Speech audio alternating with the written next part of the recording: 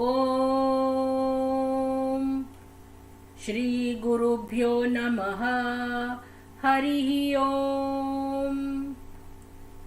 गणानां त्वा गणपतिगुं हवामहे कविं कवीनामुपमश्रवस्तमम् ज्येष्ठराजं ब्रह्मणां ब्रह्मणस्पत आनः शृण्वन्नोतिभिः सीदसादनम्। महागणपतये नमः। ॐ सहना भवतु सहनौ भुनक्तु सह वीर्यं करवावहै तेजस्विनावधीतमस्तु मा विद्विषावहै। ॐ शान्ति शान्ति शान्तिः। ॐ भूर्भुवस्सुवः तत्सवितुर्वरेण्यं भर्गो देवस्य धीमहि धियो यो नः प्रचोदयात्।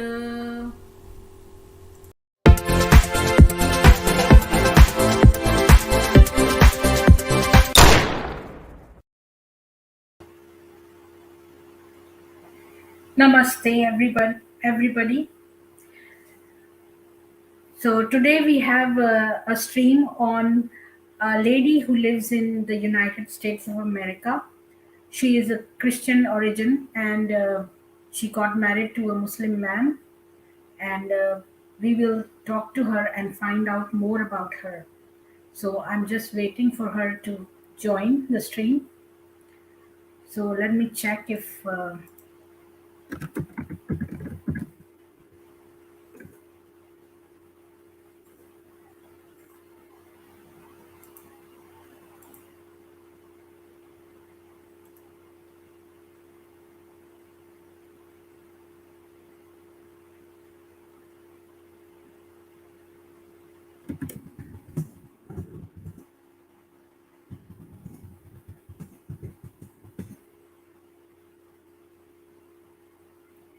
so she's having some technical problems. So let me just take a few seconds here and help her.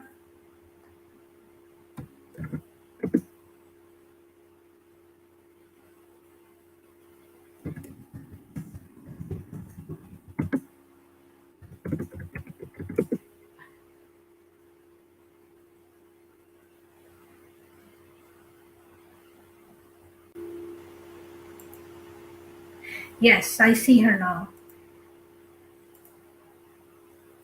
Kafira ji, most welcome to the stream. Hello, thank you. Namaste. Namaste. So, Kafira ji, I would like to welcome you first of all, and I would like to ask you begin with your childhood.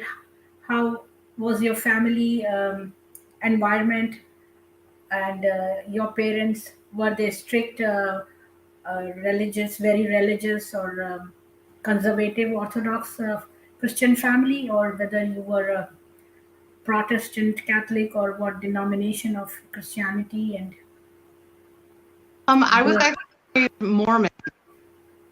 you were Mormon? Okay. Yeah. So it's very, very strict. yes, I have been to those churches, and I've lived in the countryside, and I've been to Mormon churches. And you mean an LDS church? Yes. Okay. So it's I find that the LDS church is very similar to the Islamic you know pattern, because even they believe in polygamy. Yeah, they do have polygamy. They don't practice mainstream church now. In Utah, I think they do that. There was this prophet who declared himself a prophet, Jeff or Jefferson, some Jeffrey. Oh yes. Yes. Yes, he's not considered the main as well. So he is you know, my family was not part of those people, and my family doesn't believe in for us, Um, but yeah, they believe that we will have polygamy when we die. You have some connection problem. Your voice was breaking. Yeah, I don't know what to do about that. Okay, one thing more I found out I used to be a Christian too. For 17 years, I was a Christian, and um, this Mormon church, they told me that the difference between their church and other churches was that on Sunday they had the whole day was a church day instead of just going to the church for an hour and having your tea biscuits and coming back. Uh, Yeah, so you can't spend money. You can't make other people work. You can't work. You can't do anything that's not religious. yes. And they also told me that once you qualify to a certain level, then you get to go to the other church, the white The temple. yes, the temple. Yes. Yeah. Yeah, so I have been inside that a few times, but I didn't complete my, like, adult ritual. So I didn't, I left the church before I got to that. So So how religious were you? Like, what about you as a child? Did you believe in you were too religious and god I was fearing? very religious. I was more religious than my parents. Oh, how how's that? Yeah, I was very strict. I was very hard on myself. I wouldn't break any rules. If my mother said I could, I wouldn't do it. I wouldn't go to a friend's house on a Sunday. I was very strict with myself. And I imagine if I was Muslim, I probably would absolutely insane. Your voice is breaking up. People in the audience are commenting. So maybe you can just click once on the unmute and like mute and unmute yourself. Maybe that would change something. Maybe it works. Did it So work at all? yes, I think a little bit it was better when you just spoke. Okay. So you were more religious, and so how? So when you grew up, and how did you end up with the marriage with a Muslim man? Like, Well, my first husband was Christian, not Mormon. And I actually became an atheist when I was 20. so I didn't understand. You were more fanatic than your parents were. You were very God fearing. You didn't break any rules, and you were. So how come you became an atheist when you were 20? Like, what led to this atheism? Because I wanted to understand my religion so well that I followed it perfectly. And the more I learned, the more I realized it actually didn't make sense. So I became more and more educated, which actually brought me further away from it. Well, what would you say the top three reasons in the Christian faith that you left it? Well, at the time, it was disrespect for women. It was bad for women. Okay. That In women what? weren't allowed to hold power. Okay. But you mean the power in the temple, like being a deaconess, yeah, something like that in the church? Yeah, women Okay. don't hold any leadership positions over the entire, only over the men, and they don't have special power. Okay. So you felt that the church only favored men, and yeah. So what is the other two reasons? um, the fact that we were told to rely on faith more than knowledge, um, that if something made no sense, we were told not to question, we were told not Yeah. to think. Yeah, so like it's like a ton going in a tunnel. If you questioning is a mark of intelligence, and if you curb the questioning means that you just want to say anything you want and you want people to blindly follow, and you it didn't agree with you. Yes. And what would you say your third reason was? Third reason. Um, well, what was the real straw that broke the camel's back was that there were there are different degrees of heaven. They told me that I wouldn't get to the top um, unless I was basically perfect, and I wouldn't get to be with God the way I always told I unless I was basically perfect, and I knew that was impossible. I didn't get that. Your voice was breaking up. Is there something obstructing the mic or some physical object? Okay, I didn't quite get that point. Sorry, your voice was Sorry. breaking too much. Um, that I would have to be perfect to be with God again. Okay. So you have to be perfect with God, and you found this as a non-achievable parameter. Correct. Okay. So then you became atheist. So did you tell your parents about your becoming an atheist? Yes, we argued.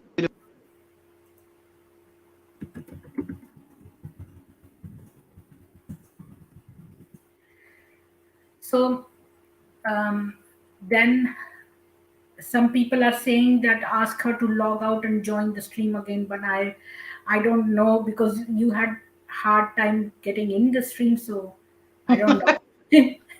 Uh, They are saying that they want to hear your voice. They are all waiting, and they say that they can't hear your voice nicely in a continuous flow. okay. But I don't know how risky it is for you to log out and then log back in, so I don't want to take any chances. Only if you know very well, then you can try, but if you don't, then don't. Okay. I'm gonna try. Is that sounding better? No. Um, I could try a different phone. Yeah, you can call on the phone. Somebody saying in the audience that you can call on the phone. Okay. Like, I will. I'll leave and come back. okay, okay, that sounds perfect. If you know how to come back and join in, you have to click on the same link. Yes, I'll try it again. Okay. Okay, okay. Okay. Bye bye. Bye for So, guys, sorry that the she doesn't know why her voice is breaking, and she's going to try logging back in. But I can fill you up for those who joined late. That she said that she grew up in a Christian family of Mormons, and Mormons go to Latter Day Saint churches, and I have lived with them. I was Christian myself for 17 years, so uh, they are very much like Islamists in terms of curbing women rights and polygamy and everything. All this Islamists marrying many women, that also exists in Mormons. So she said that her parents, she was more God fearing and more fanatic than her parents as a child. But later on, when she became 20 years old, she um, realized that it was not her cup of tea, so she became an atheist. And her top reasons were that they didn't have any women positions in the church. And she noticed that and she didn't like that. And another point was that they expected her to be perfect, as close to those standards, quite high and impossible to achieve. And what else did she say was her another point was that, yeah, like she didn't find like there was freedom in the church. So basically, those were the reasons that she left um, Christianity. So it doesn't matter life, joy, adventure, how I met her. That doesn't matter. She lives in the US, and we are going to know from her about her life.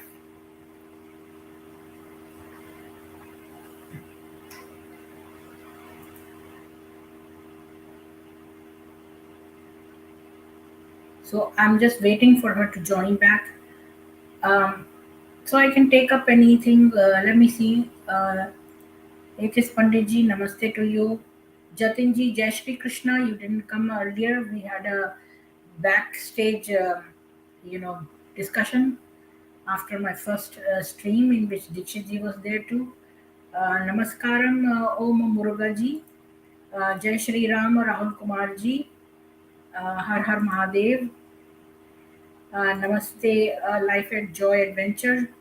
And Namaste, Ravi Shankar Keshari ji. Uh,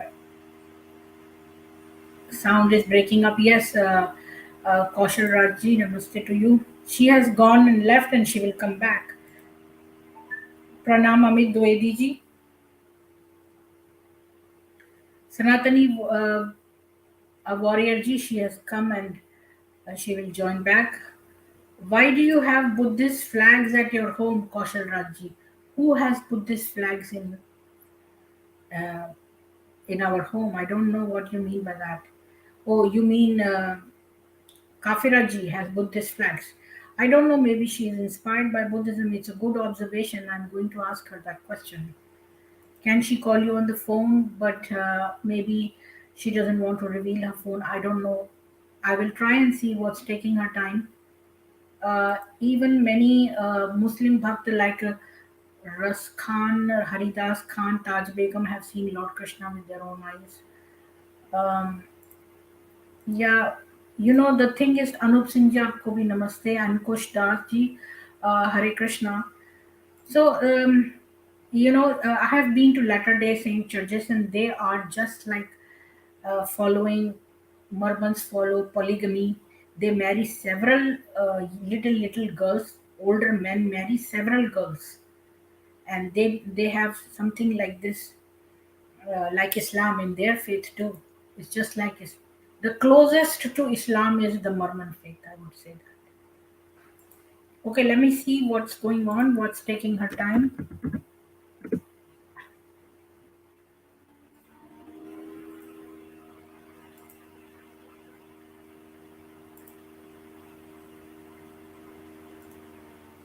Okay, so she says that she is waiting to use her husband's iPhone, and she's asked me to wait for 2 minutes, which we all can do.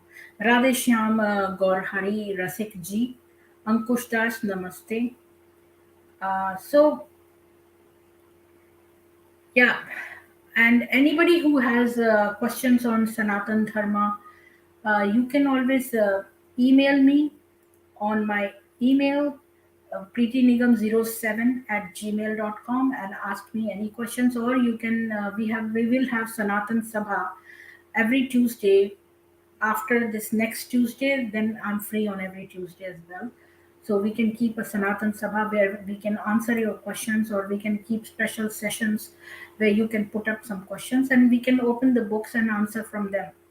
And you will notice that all these people who ask questions on Sanatan Dharma from, like Sam Storm and other people, there is a website called vedkabhed.com, and there have written all kinds of nonsense stuff there which doesn't exist.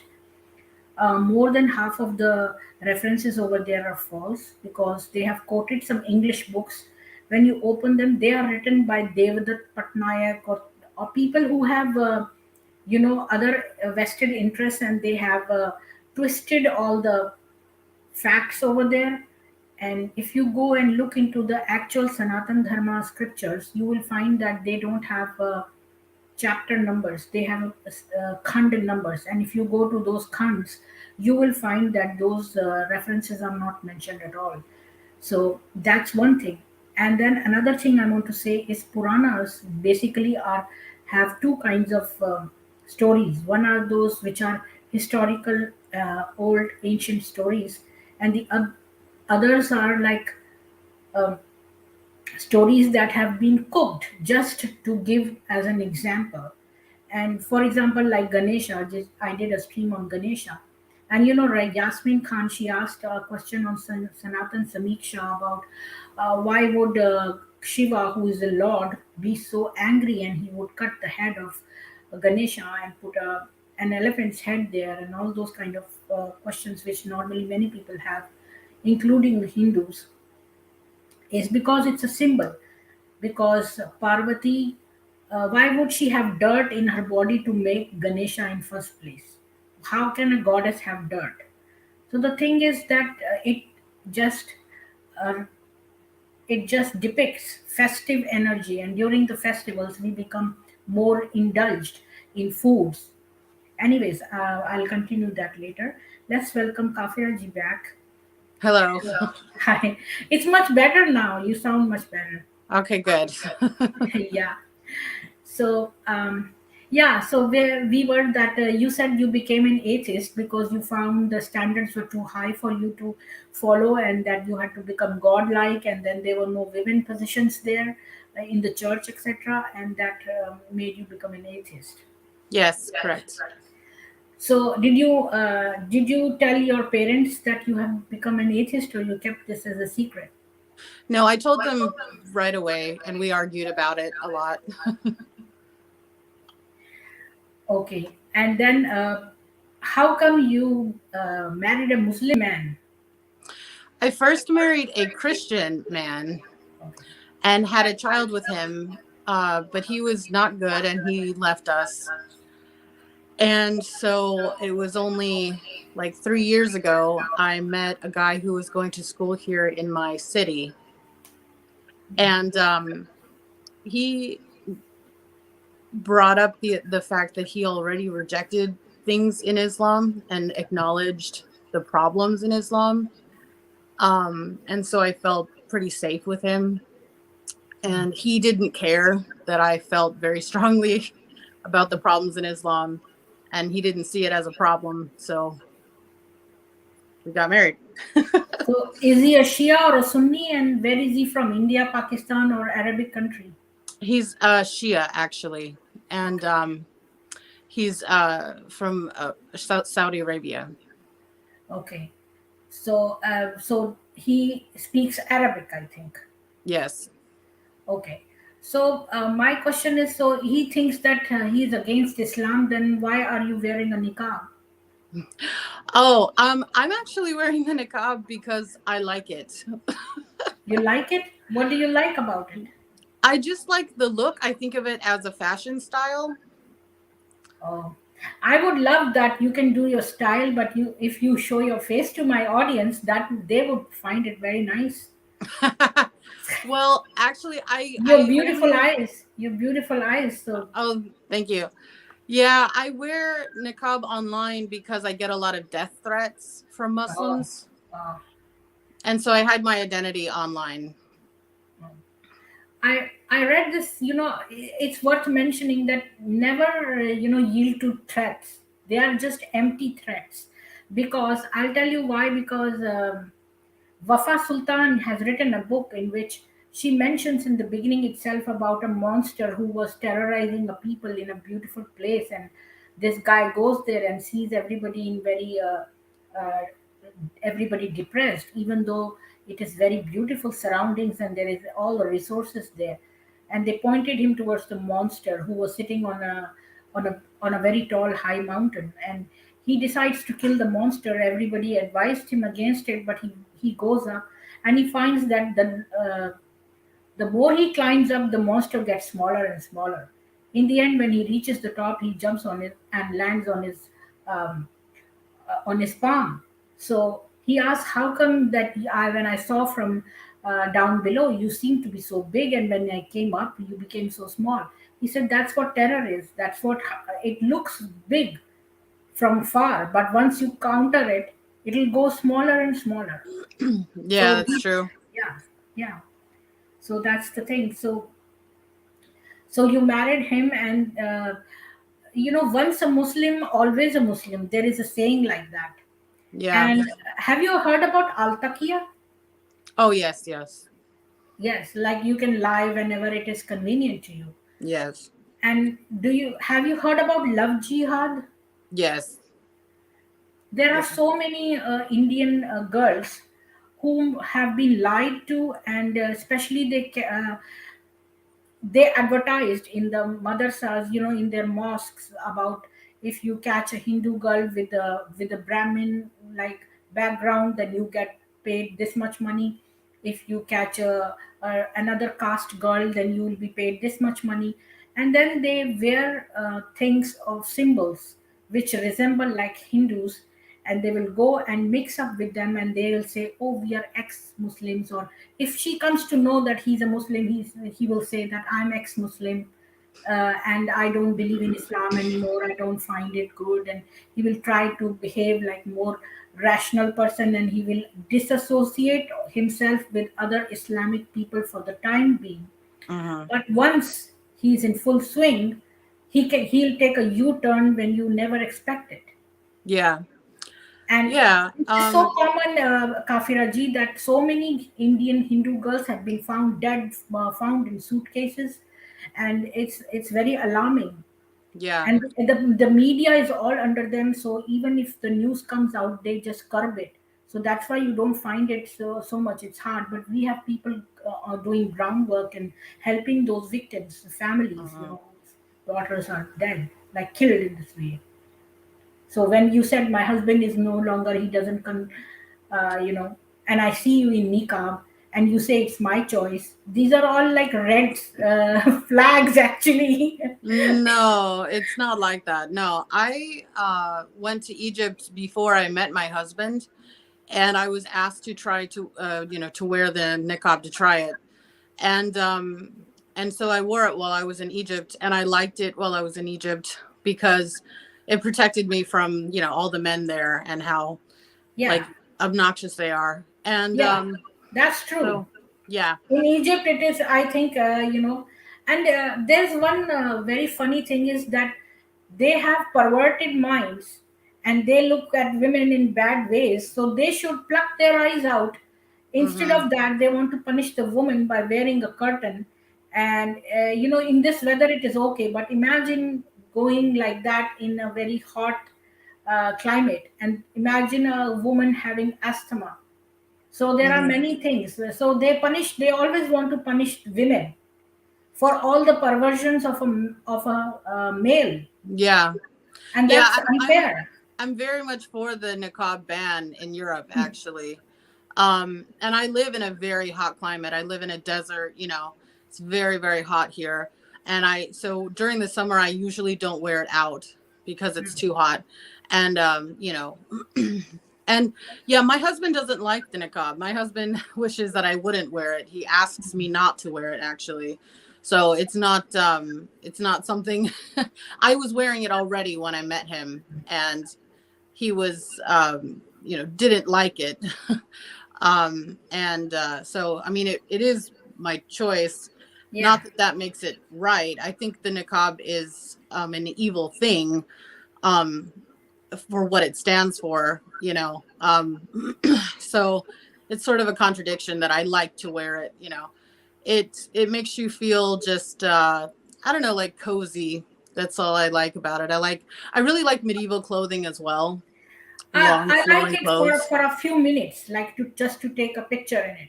But I think it's quite insulting. Like I feel that it's insulting to womanhood, because if somebody is dictating that you wear what we want you to wear, or you are so perverted that because to protect myself I have to. Tomorrow I will try to put a bricks around me to protect me from physical attacks. That's not. You can. To what limit are you going Uh, to do this, to what Yeah, and the extent? niqab does not protect you either. It's not a protection Yeah, at all. but no, but tomorrow they will say that to protect yourself from physical assault, you should build a brick wall around you and just leave a small window there. Like, Hmm.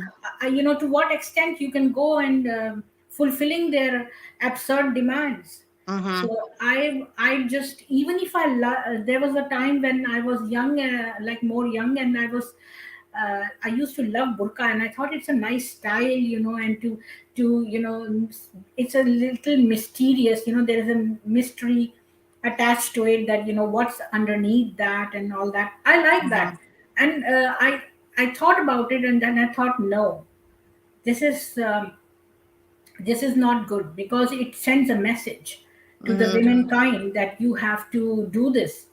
This is even if It's I like it, dehumanizing. yeah, yeah, exactly. and this is like promoting the same kind of behavior in men. So Right. that's It one thing that I it would. says that their worst behavior is justified. Yes. Have you ever watched this movie called Not Without My Daughter? Oh yes. Yeah, Oh yes. yeah. I would, I would, I never even fly over the countries. So I would not recommend you to go and visit these countries. You don't know what would happen. Maybe one or two trips you made have been safe and nice, but you cannot guarantee that they would always be like that. Yeah. Yeah, I don't really want to go to Saudi Arabia with my I would Yeah. never go with my husband, and he hasn't asked me to go or anything, Okay. but Well, I'm just trying to, I just think of for your benefit. yeah, You have any children with your Muslim husband? not yet. Not yet. I would just wait. Just wait for the things to pan out because you've been recently married to him, I suppose. 3 years? Yeah, 3 years. Yeah, yeah. Yeah, he just told his family. Okay. Yeah, so why can't you both convert to a third religion? One time I liked this guy from Turkey. He was quite handsome, and I told my parents I want to marry this guy. He's very handsome. So my father said that I told him. He said you should convert to Islam Mhm.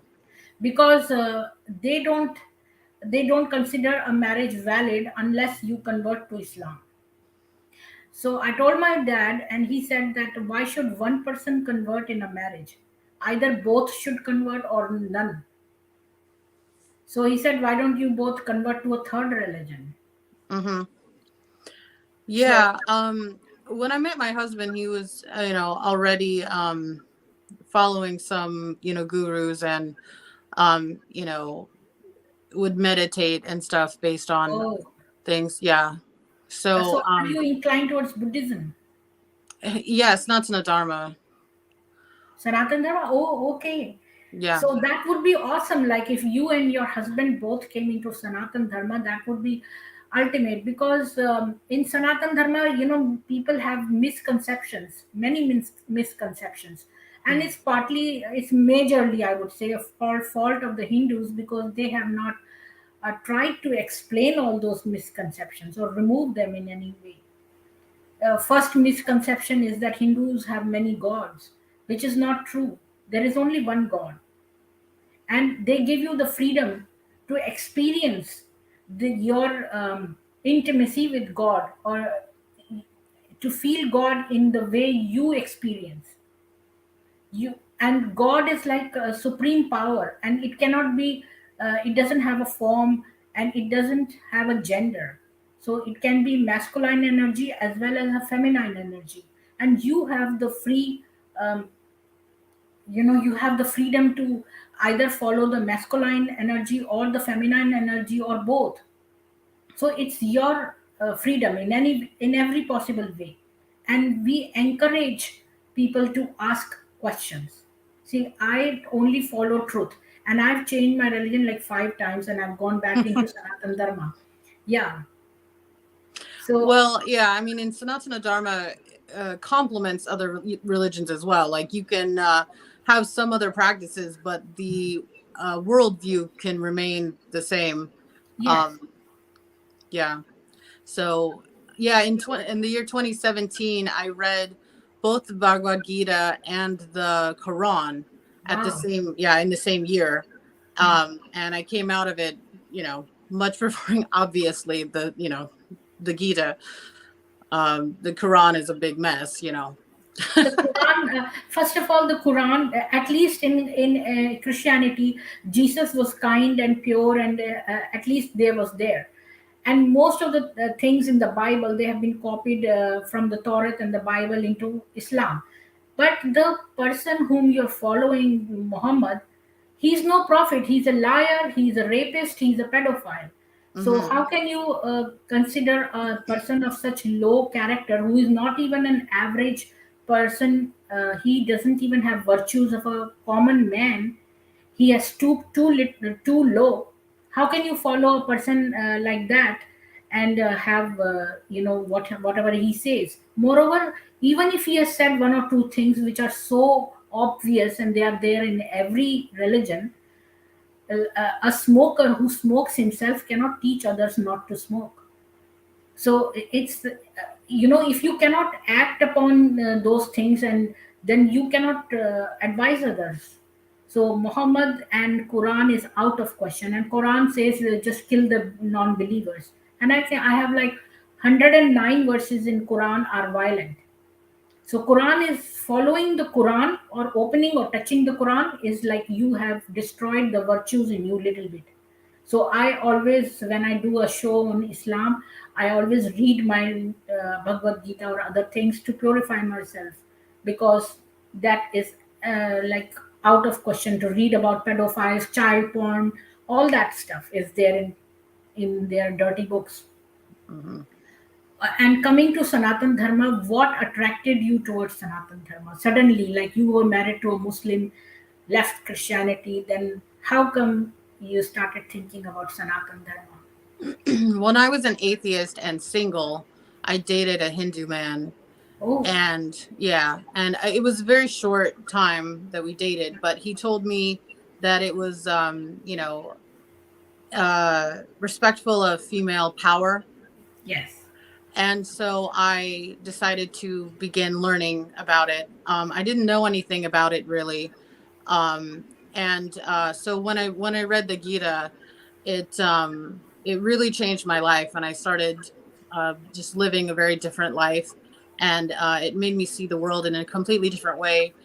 And it was the first time that I felt that the idea of God was not something that conflicted with my values the way that Christianity had. Hmm. The only thing is that Christianity believes that everybody, like in Islam also, they all believe, all Abrahamic religions, whether Judaism, Christianity, or Islam, they believe that everybody was born out of Adam and Eve. And I find that impossible, because that means everybody's DNA should have been the same. Yeah, And moreover, from two people, if everybody came out, means it's incestuous relationship, incestuous offsprings, and that would lead to many genetic defects. So that's scientifically not possible. So that yeah, theory is wrong.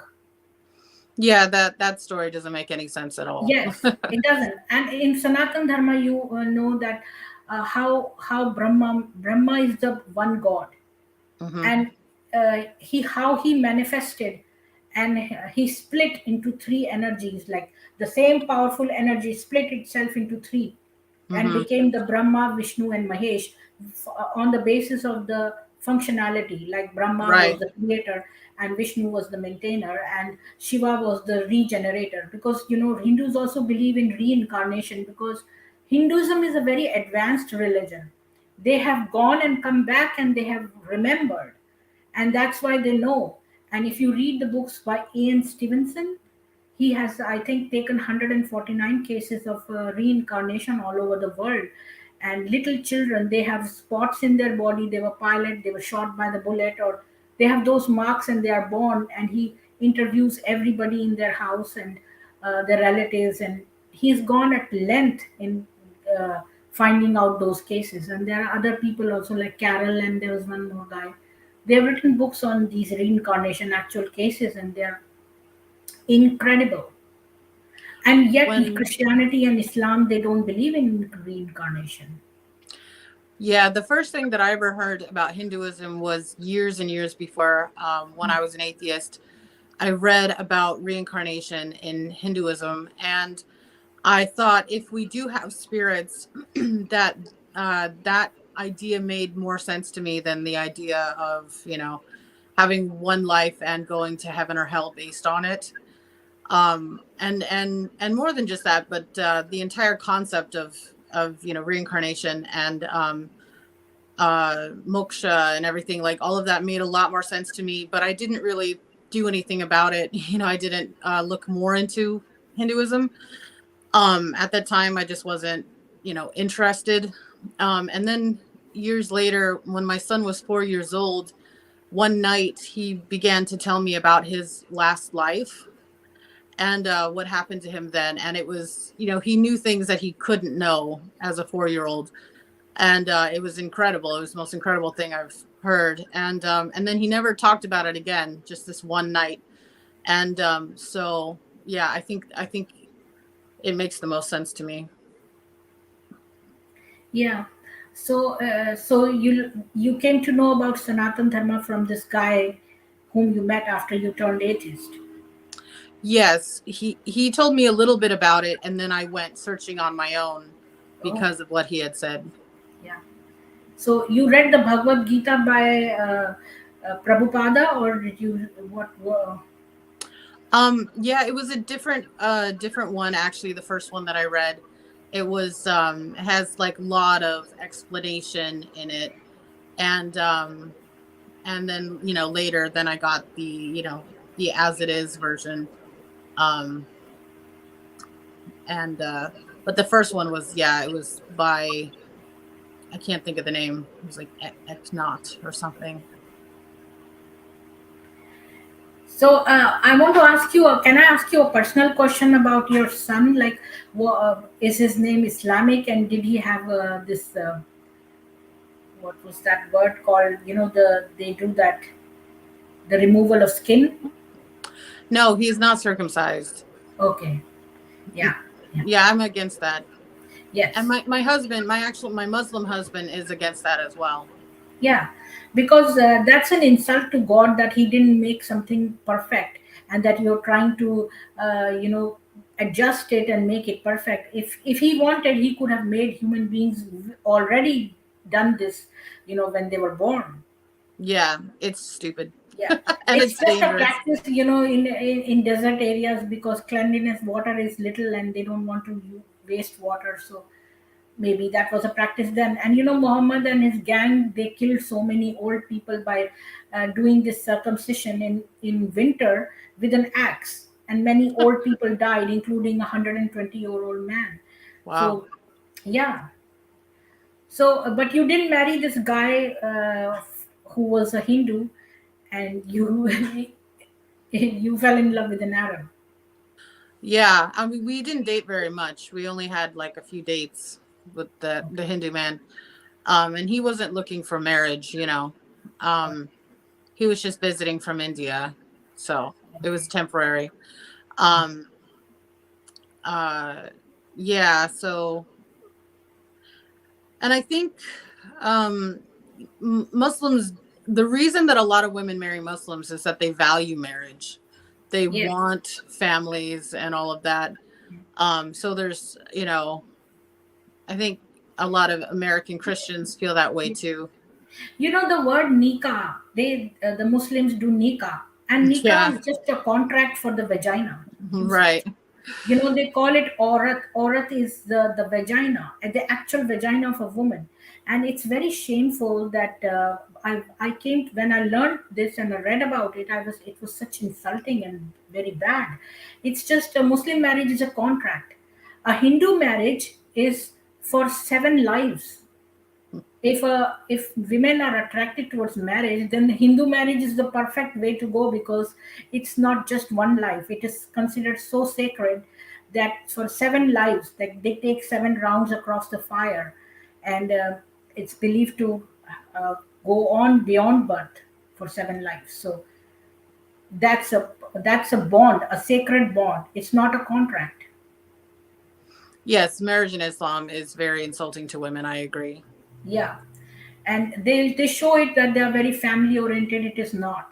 Having one man and one woman, uh, seeing her husband marry other women and all that, that's inequality.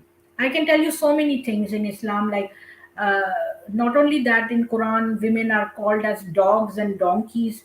Women are of half intelligence, and they are, if you go in Pakistan, 4 out of 5 women are raped there, and when the victim goes to complain, she's put in the jail, because a witness of a woman is half that of a man. So it's demeaning, insulting in many many ways. Yeah. And Muhammad had many concubines, like six. He had uh, 13. No, he had 13 wives, and he had no, sorry, 14 wives and 66 concubines. So if he was a prophet, he should have. They say that slavery existed in those times, but if he was a real prophet, he should have ended that. He banned alcohol, then why didn't he ban sexual slavery? Yeah. In fact, he made full use of it, and he had 66 concubines himself. So he's too much into desires. Well, you see on Gita, on the other hand, Bhagavad Gita, the Sanatan Dharma, it says that first of all, Sanatan Dharma, you have only one husband, one wife, and that's a sacred relationship which will go beyond, uh, in the next life as well. I was going to say something, but I forgot. So, yeah, so basically, the basic teaching of Bhagavad Gita is that you do selfless service to the society. What This is not yours. Even the body is not yours. It's got from this world. So everything you have to do is give back to the world, because the soul cannot be killed, or cannot be, it continues to live, and the main aim of a person is to merge with God when they die. Yeah. The aim is not that when you die you go to a divine prostitute house, like a divine brothel with Yeah. 72 virgins, to have sex. And and you will find so ironic that in Islam, like, they, what does it have in the Jannah, or the heaven for women? Nothing. It's all for men, like 72 Mhm. virgins for women. Like, how demeaning it is. Why would we? First of all, our body cannot go to heaven like this. We only, our soul goes. The body is flesh, it goes back in the earth. Mhm. So that's such stupid and lucrative, stupid offer given. Sounds rubbish, and I don't know whether to laugh or be angry at that, or it's stupid. Yeah, when I was an atheist, I was friends with a girl who was actually a cousin of my first husband, Hmm.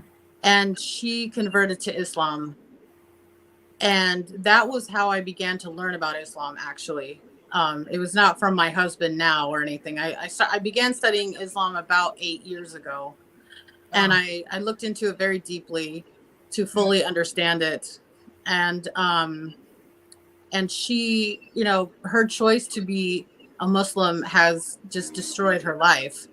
She's yes, been with horrible men. Both of her husbands have been horribly abusive, forcing her to have as many babies as she can yeah, against her will. Um, and I try to tell her, that this is not good for her and it's not good for her children. And she doesn't have a lot of self-esteem. So it works very well for her to be in a religion that has no respect for her because she has no respect for yeah. herself. Is she living in US or international? She's living here in the US. Yeah, she should divorce her husbands Yeah. and get some money from them, and keep the children herself, and maybe convert to another. Maybe you can tell her about Sanatan Dharma. That's the safest place for a woman. Do you think like Allah is like a pimp? He always, Muhammad thinks, and Allah comes and gives the verses, and Allah is the pimp, and the Jannah is the heaven, is a divine brothel. Like, how can you think about this as a religion at all, which is leading towards God? It is all devil. It is nothing but devilish and stupidity, nonsense. Yeah, I didn't believe in the devil, and I didn't believe in all of that. But Islam, learning about Islam makes me question the concept of a devil. No, I came to know that devil exists after I read the Quran, because then I know, because it's one of the scriptures, called Bhavishya Puran in Sanatan Dharma. It is written clearly that there was this Malech. Malech is an adharmi who doesn't believe in dharma. He started his religion over there, which was a ghostly religion. Like we call ghostly a person like who is very low in, who doesn't have virtuous, and an invirtuous person. I don't know if that word exists, but that's that kind of thing. Uh-huh. Do you know what is dharma? Yeah. What do you understand? What do you think when you say dharma? Like the what's the word? Like the natural um can't think of the word. Um like a way that you should live your life. Oh, the Um way to live your life. Yeah. Actually, I would say in one word, it is the your righteous duty. right, duty. That's the Yeah. word I was looking for. Like the sun's dharma is to give light, to Mhm. give warmth. That's the sun's dharma, like the sun. So similarly, what's a man's dharma? Is to be a good human being, a good father, a good husband, a good son, a good brother. That is his dharma. So everybody should follow a dharma. This is what is Sanatan Dharma. Sanatan means eternal. Mhm. Your eternal righteous duty. Exact translation of the word Sanatan Dharma. Yeah. And I will tell you in just one line that the how do you know about a person? There are six enemies within the body, which are lust, anger, greed, attachment, um, and pride and jealousy. These are the six uh, enemies of your body, inside your body. And you have to overcome these obstacles in your body in order to become virtuous and closer to God. That's simple Sanatan Dharma explained.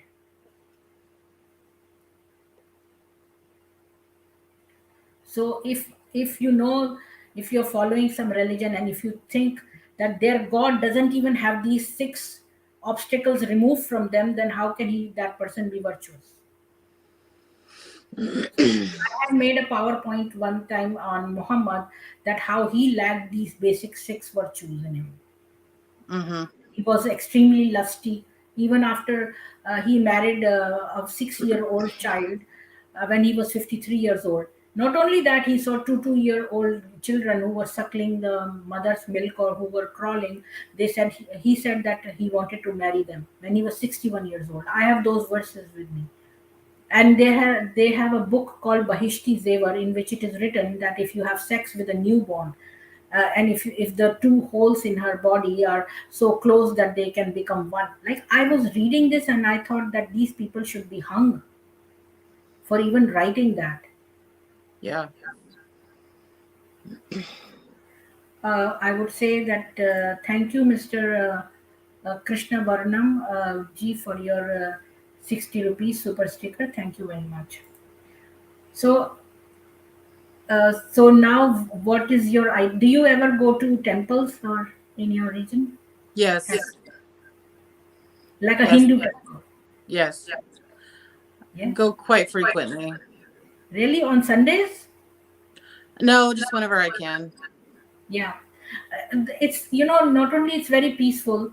It's there is a library inside the Hindu temple, and the priests are quite knowledgeable. If you have any question, they will explain you very well. And you Yeah. can also go to an ISKCON temple, which is like just based on the Krishna Yeah. consciousness. Yeah.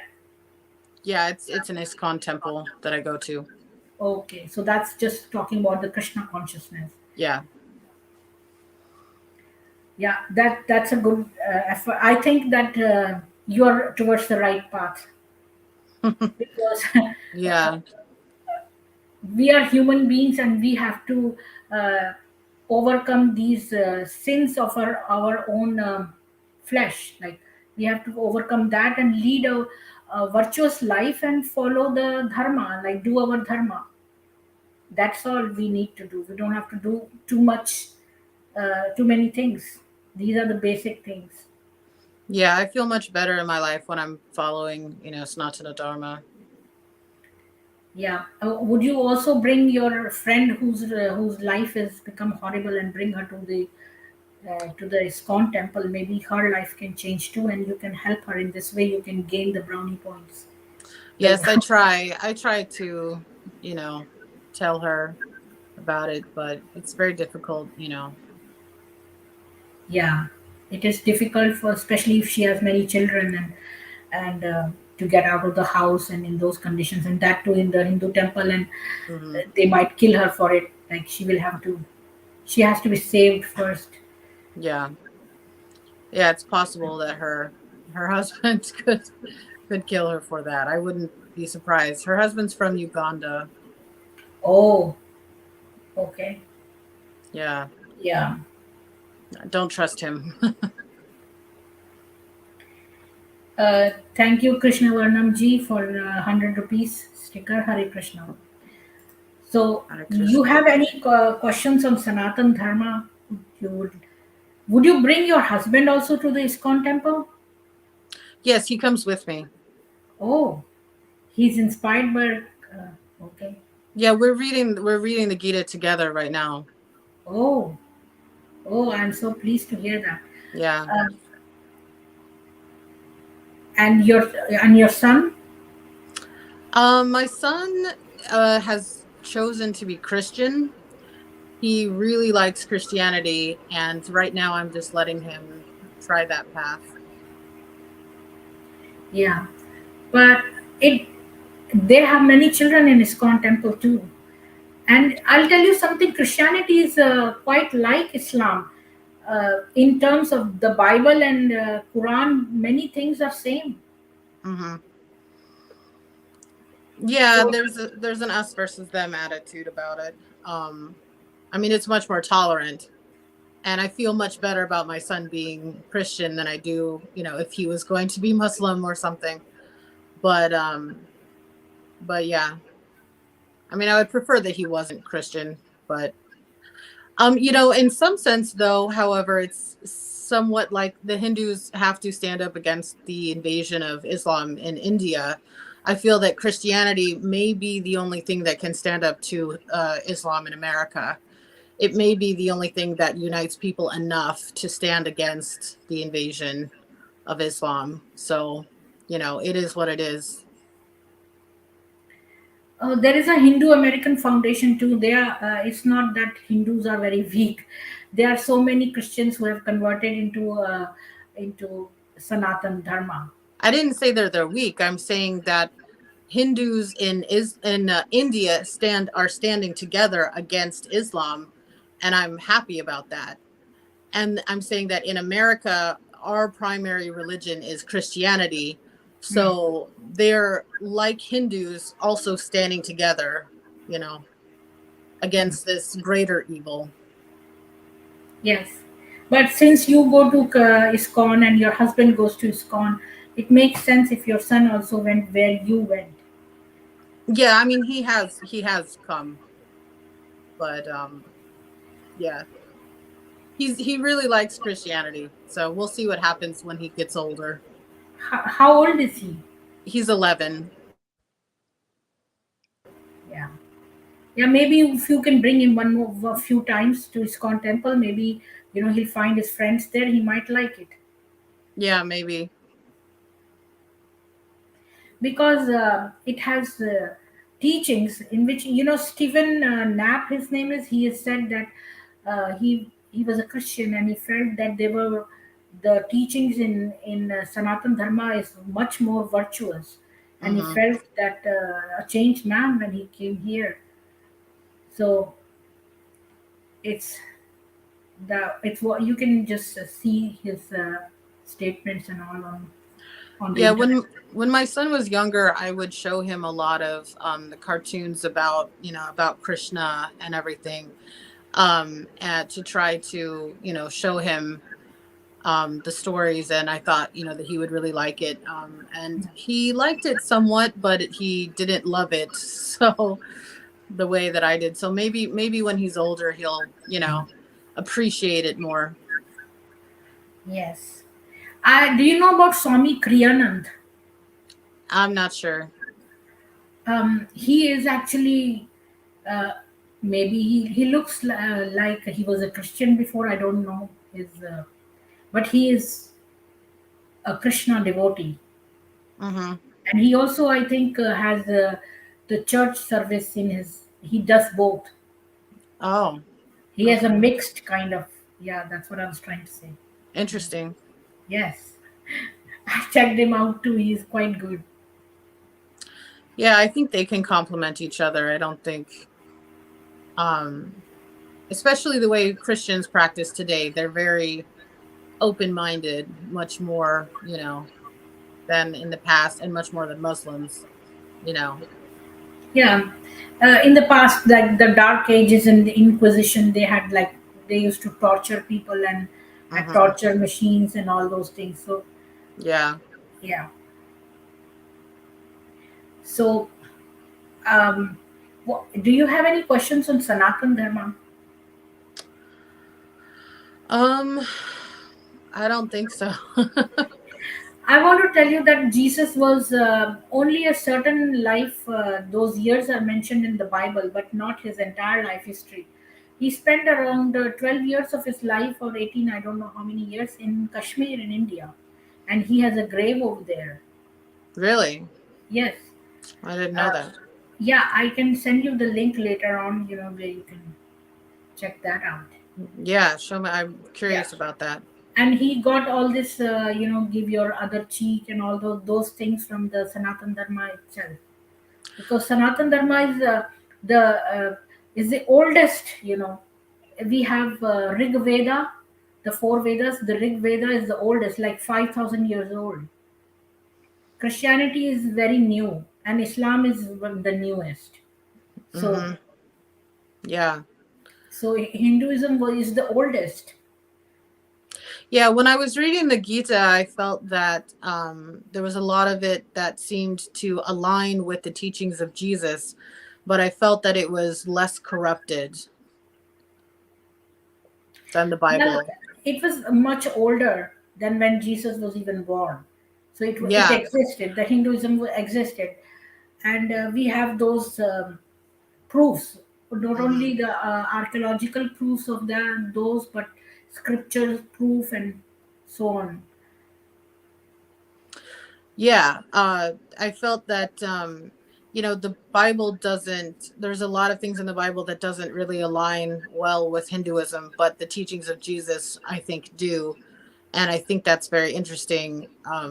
How they Yeah, can match up. yeah, because they were got from the Hinduism, which existed in those times. He Hmm. got it from there only, because his name is also mentioned in the same book. I once told you that, in the Bhavishya Puran, which is the future Puran. Puran means old, so it's an old ancient scripture. It is not our holy scripture, but those are the scriptures, our textbooks, in which what happened in the history in the past, in ancient times, are mentioned, and in which both Muhammad's and Jesus' name is mentioned in our books. But it is written that they both belong to the Malay Jati, but Jesus started doing good work, whereas Muhammad started a ghostly religion. So their names are mentioned in there. Hmm.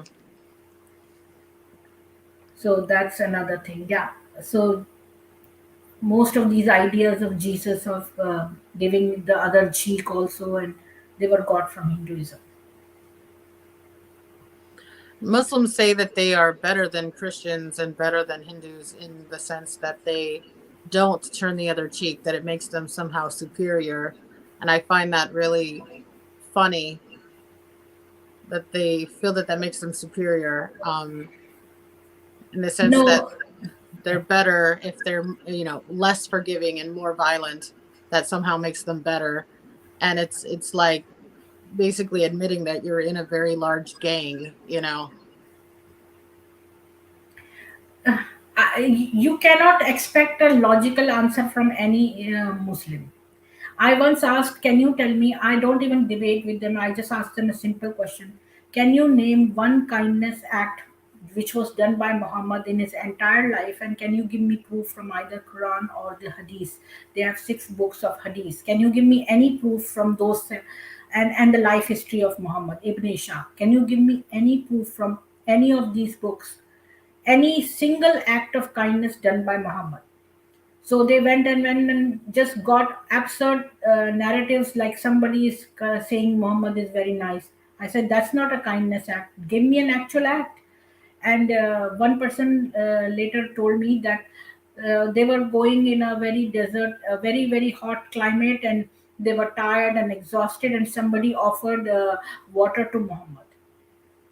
So I said, how is it a kindness act on part of Muhammad? It's kindness on the other person's part. Like, so this is an absurd answer. Just like you said that violence is better, and they are just comparing that giving the other cheek is not so much virtuous like killing that person. So it's the same as that person answering me that somebody gave water to Muhammad is an act of kindness on part of Muhammad. Hmm. Yeah, it's nonsense. Yes, It's exactly. incoherent. And let me tell you that guilty and innocent definitions are different in Islam. When Yes. they say that, they quote the 532, that when one innocent person is killed, that means the entire humanity has been killed. That's bullshit. First of all, the context is different and specific for that particular thing. And then they don't read the whole verse. And the next Yeah, it was verse for the also they don't Jews. read. The next verse, flips that. And according to them, a guilty is a person who has not accepted Islam. Right. Even if you have raped a girl, if you have raped somebody, you are not guilty. But if you have not accepted Islam, that is the greatest guilt or sin you have committed. So their definitions are screwed up, and I don't even now I don't even get angry on them, because they are born in incest. They are ill fed because of many children, and then they can't sleep because they are woken up at odd times and they have to say their prayers. So Yeah. less sleep, less eating, incestual birth, and then they are beaten heavily especially in India, Pakistan. Those madrasas, all of them are sexually violated, and they are beaten mercilessly. I have seen such uh, depressing videos which I uh, could not see them. Yes, The they justify content. beating children Yes, for not being religious enough and things. not It's religious horrific. enough. This girl, she's made to memorize the verses. They're passing current on her. I have, Yeah. yeah, they were shocking her with electric current. So you can say that these people are shown all kinds of violence. Plus they eat halal meat. Do you eat halal? No. Just boycott halal. That's the least thing a person can do to become an average human being, because halal meat is, they go slowly torturing the animal, and the animal screams and shakes. So first of all, you are eating meat, and on top of it you are giving so much of pain to the animal. So Hmm. I hope you Yeah, don't I'm eat. against halal slaughter. Yeah, I hope even if you eat meat, don't eat their meat. Just eat the normal, American brand. Don't eat the halal brand. I don't even buy products, which have written halal certified on them, Hmm. because all the funds they go to terror, these terror activities and ISIS and all that. So, Yeah. Yeah, I does your get it. husband give zakat? No. Okay. So, I would like to say that anything else you would like to say? Um uh I guess when I went to India in 2018. Oh, wow.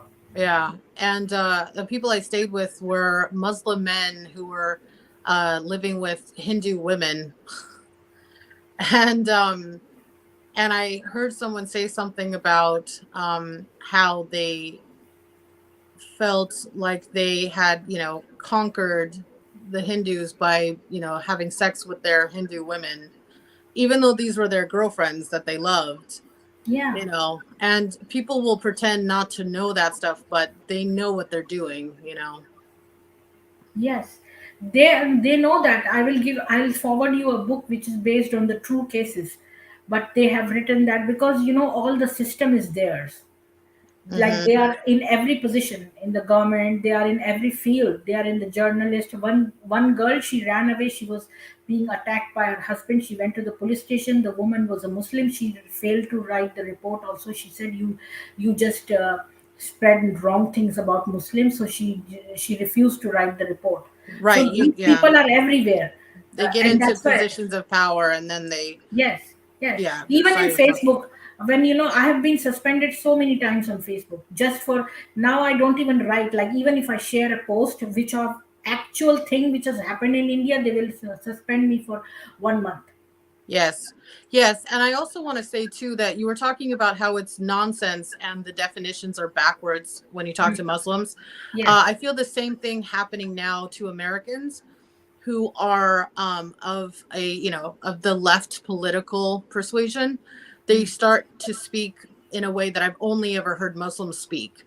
They start to say things like changing the definitions of words, yes, and it's terrifying to me because it's something I thought was only in Muslim culture and in other cultures and around the world, but now this same kind of way of thinking and functioning is happening in the on the political left here in America. And we're in a really precarious time. yes. And imagine they have like 56 Islamic countries, and they are not poor countries like Dubai and all. They are very rich and affluent countries. But whenever they take refuge, they will take in Europe or US. They will not want to go to these Middle Eastern countries and live there, but they would like to come to US or Europe. Why? Yes. And then they will their modus operandi is same in every country. They will come, Yes. they will come quietly, they will start to breed there, and they will live peacefully, like as if they are minding their own business. So everybody welcomes them because the companies over here, they want their products to be consumed by people, so they bring in more economy by purchasing the goods. So they like the immigration, they like the refugees. They stand for humanitarian rights, and whatever they want, they will come and sneak into the country. Then they will breed like cockroaches, and then Yeah. they will once they are like 40%, then they will start to impose, like then they will start asking for favors, like favors for prayer during the working hours, like stealing time from the management, like stealing time from the company, Yes. devoting in prayers and their other Yes. things. Special rights, like they will say, we will, this girl, she went to Florida and she took a job in a liquor outlet, and then she's saying, I'm not going to sell liquor. So why is she there in first place? Like they will Yes. try and try things to try to move things in their favor, and their own person is sitting in the human resources. They will do this. They do this in every country, and yet people are so foolish, they are not seeing what is happening around them. And they will say, okay, so what, hijab or something is their own right. Then they will hide men inside burqas, they will hide men inside the niqabs, and they will try and do stuff, killing people. And I when think that somebody. it's Hmm. it's so evil and so extreme that it's difficult for people to realize and believe how extreme it is. They think that can't be real. It must be someone else lying about them. It's difficult for them to, accept that it's really that bad. And that's kind of part of the danger of it. Well, it is typical narcissistic attitude. Like narcissists don't feel empathy, and they think that they are victims. After attacking other people, they will immediately start claiming victimhood. Like after attacking others, they will say, we are the victims.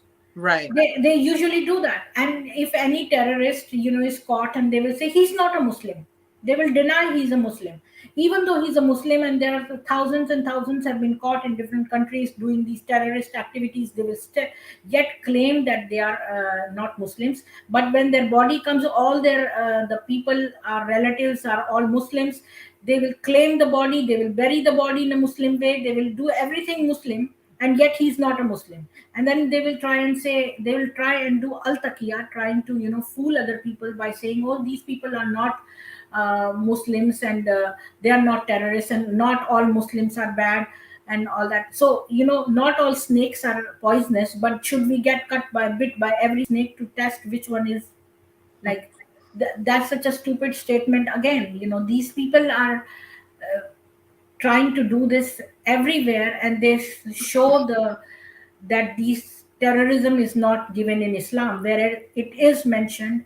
Jihad is of 13 types. It is mentioned in their books. And these people have never read the Quran. They are taught by their Maulavis some Arabic things to memorize, and that's all. And that's all they memorize without knowing the meaning. And the Maulvi, whatever he teaches them, is not found in any of their books. He tells all nice stories about Muhammad, which are nowhere to be found. And these people are complete denial that no, Islam is so good and there is nothing good in it. They don't want. And when they grow up, they are shown references. They completely deny that it is the correct reference, or something else must have happened. You didn't see the context, you didn't see the meaning properly, you didn't see the explanation properly. They have explanation books separate, and they will say innumerable things to defend. That's another sign of a brainwashed person. How do you feel about the situation in Canada? Do you feel that the situation in Canada, Hindus are safe? And, how do you feel like Muslims are behaving in Canada? I think if there is even one Muslim in a country, that humanity is in danger. That's Because true. one it takes one small thing to become grow, and they grow exponentially. So and I'll tell you one more thing. The leftists are actually the Islam without the Allah. Yes. The Islam without the Allah is the leftist. So the leftist and the Islamist, when they attack, they do different kinds of jihad also, like education jihad, business jihad, love jihad, you name it, land jihad, you name it, every kind of jihad they do. And their typical way is that they will try to create a rift first. Like if you're they will say, oh, Buddhists are bad, or this, they will create a rift between Buddhists and Hindus. That's how they start. They will Yeah. do anything. They will find two people and they will try to uh, make them fight each other. That's their typical way. Yeah. Well, I have to go now. Thank you so much that you gave us so much time. And I would have asked others to ask. Do you have time for question answers? Like for A couple. Okay. Anybody has any questions they would like to ask Kafira ji?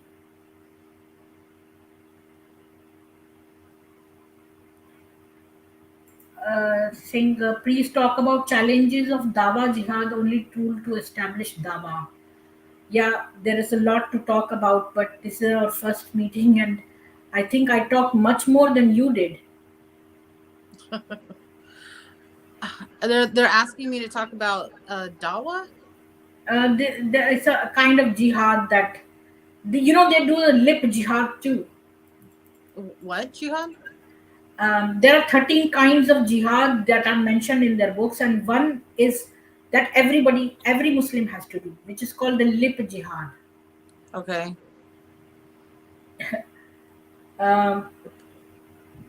One is saying, how does Kafira see her future now? I'm seeing my husband leaving Islam completely, and that we will, he actually had talked about wanting to become a Christian some time ago. I think any step away from Islam is positive. So I don't know if that might happen, or he might, embrace Sanatana Dharma with Because they me. are all Abrahamic religions, so they feel that since in their book it is written about Jesus too, so they feel close, because they Right. are all based on Adam and Eve starting the whole human race kind, which is not true. And then the original sin is also there in Christianity. They believe in original sin, means every child who is born is sinful. In Mm-hmm. Sanatan Dharma, we don't believe like that. Yeah. So, how do you feel? Do you want to go into Christianity or do you want to go into Sanatan Dharma? No, I left Christianity. I'm done with it. Uh, One person is Kaushal Raj is asking, Kafiraji, have you read Buddhist texts? No, not really. Not the way I have with Hinduism, where I was actually sitting down and reading. Yeah. Have you become a Hindu or just studying Hinduism? Carl is asking.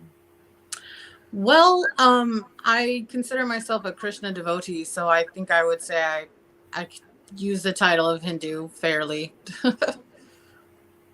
Yeah. I think God loves you. That's why you are, lured towards this side now. Um, Anybody else?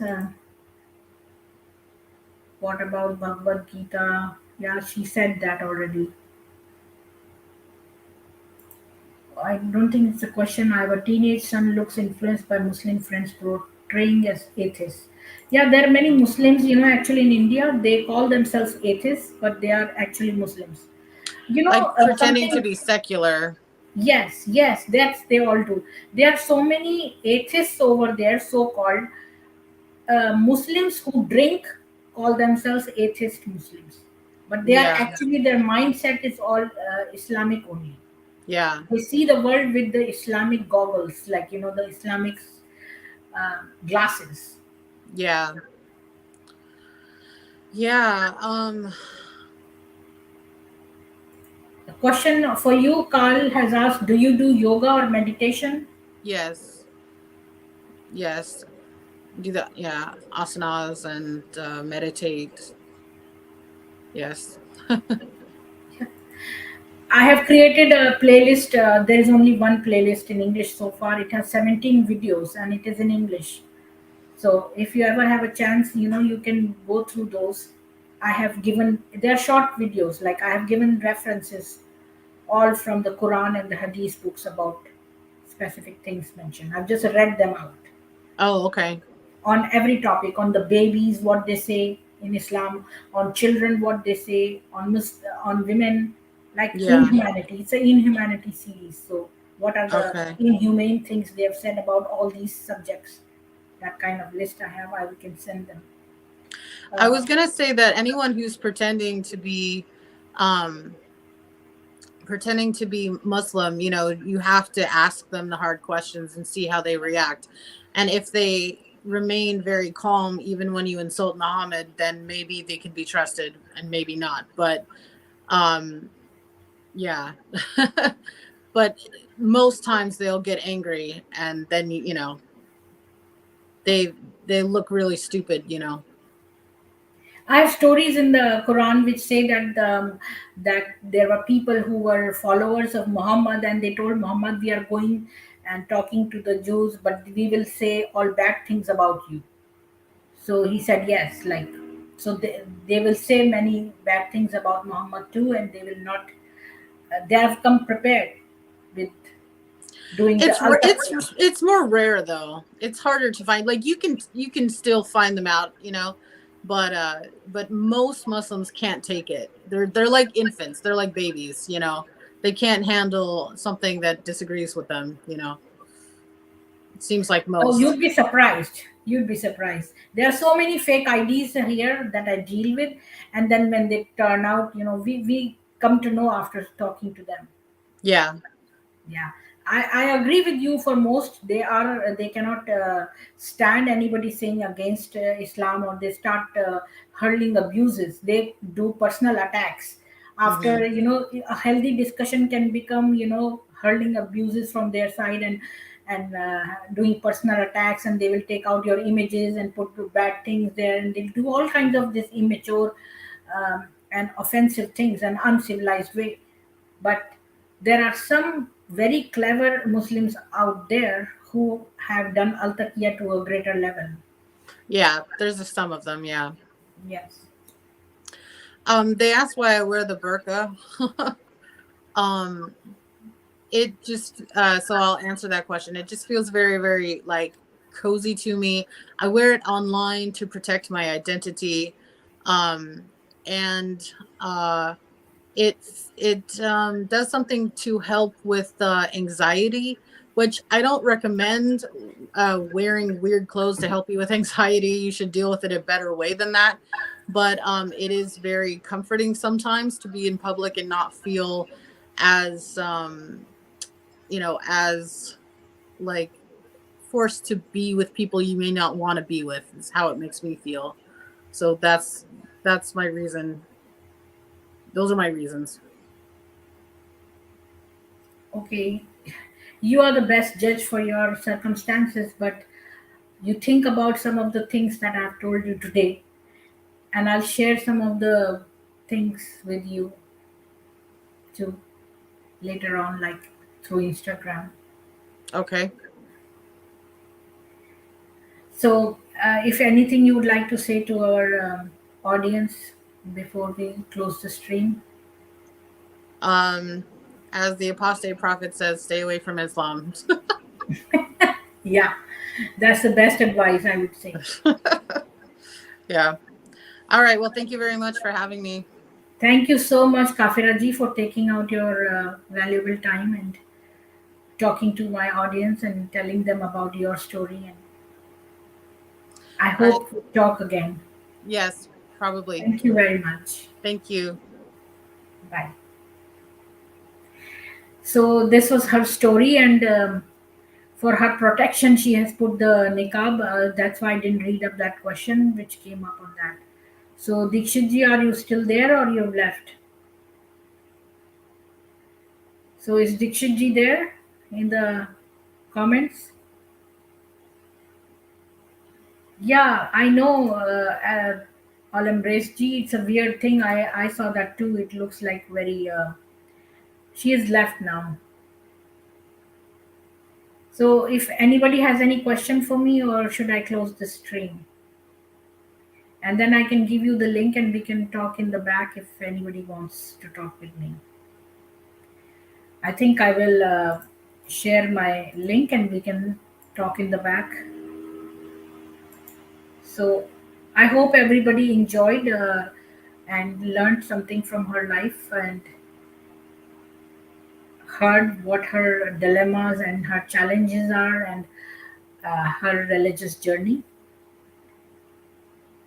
So I wish you all the best and keep watching my channel, and please share my videos with others, and please do some Shramadan, which is every who is listening has a responsibility of sharing this video to other so two other links or websites or people. Thank you very much. You have a great day. Jai Hindu Rashtra. Vande Mataram. Jai Mahakal.